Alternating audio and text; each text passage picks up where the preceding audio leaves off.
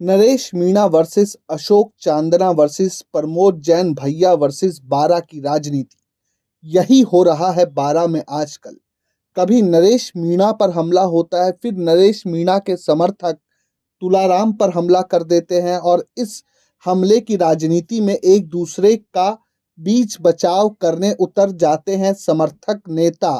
हाल ही में अशोक चांदना ने पोस्ट डाला है तुलाराम के लिए, उन पर हुए हमले की निंदा की है।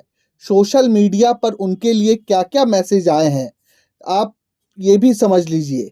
अब आपको ये समझना होगा कि किस तरीके से ये पूरी राजनीति घूम रही है। नरेश मीणा ने हिंडोली से चुनाव लड़ने की घोषणा कर दी। भाई साहब, वो तो दोबारा से वही गलती कर रहे हैं जो उन्होंने पिछले 3 उपचुनाव में की है, ऐसा सोशल मीडिया पे लोग लिख रहे हैं।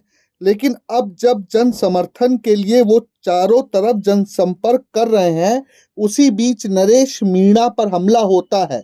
नरेश मीणा अब चाहते हैं कि वो कोटा में, बारा में किसी ना किसी तरीके से इस्टेब्लिश हो जाएं, कोशिशें कर रहे हैं।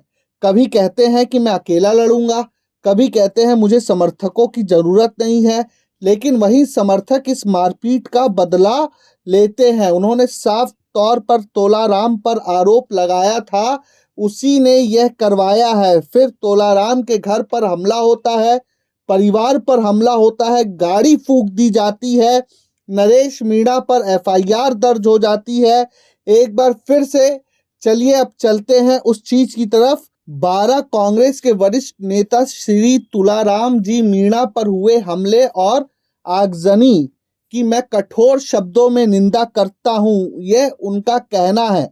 अब पुलिस प्रशासन से मांग है कि दोषियों के खिलाफ कठोरतम कार्यवाही की जाए और ये सुनिश्चित किया जाए कि भविष्य में इस प्रकार की घटनाओं की पुनरावृत्ति ना हो। ये अशोक चांदना ने यहाँ पर ये पोस्ट किया है। फिर उसके बाद सियासत शुरू होती है, चर्चाएं शुरू होती है और लोग 2 गुटों में बट जाते हैं, पक्ष में और विपक्ष में। नरेश मीणा के समर्थक लिखते हैं कि आप हमेशा दलाली करते रहेंगे साहब, कभी गहलोत साहब की, कभी पायलट साहब की, कभी प्रमोद जैन भाया साहब की।